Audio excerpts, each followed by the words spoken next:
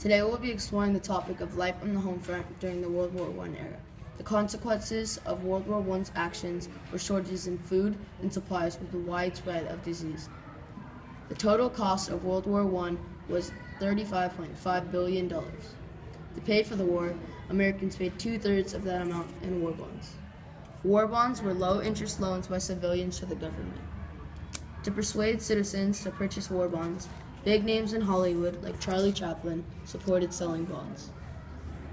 Some ways Americans raised money for World War I were that school children rolled bandages, collected tin cans, paper, toothpaste, tubes, and apricot pits.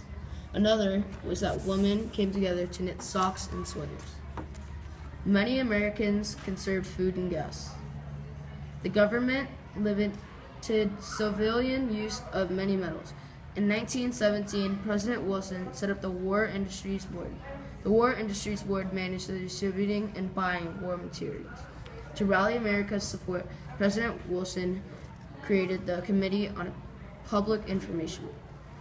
The people in the committee produced propagandas expressing their opinions for the purpose of influencing the actions of others. Anti-German propaganda's focus also fueled prejudice. Suddenly, people distrusted anything German.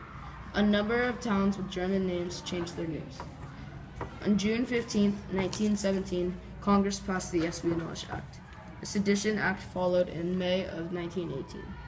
These laws set heavy fines and long prison terms for anti-war activities. In 1919, in Schenck versus United States, the Supreme Court upheld the Espionage Act. Schenck argued that the Espionage Act violated his act of free speech. Justice Holmes argued that free speech could be limited. As soldiers went to battle, America faced a labor shortage.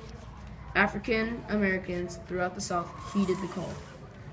Between the years of 1910 and 1920, around 500,000 African Americans moved north, which became known as the Great Migration.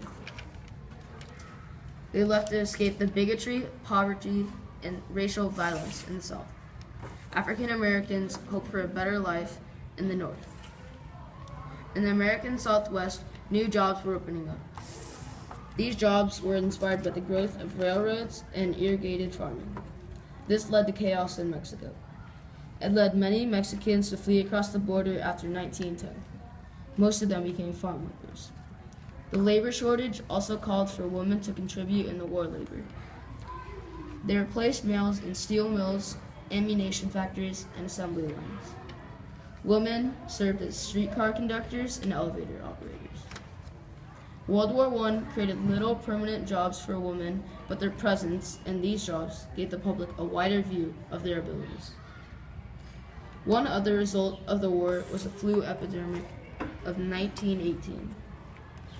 It killed more than 20 million people on 6 different continents by 1919.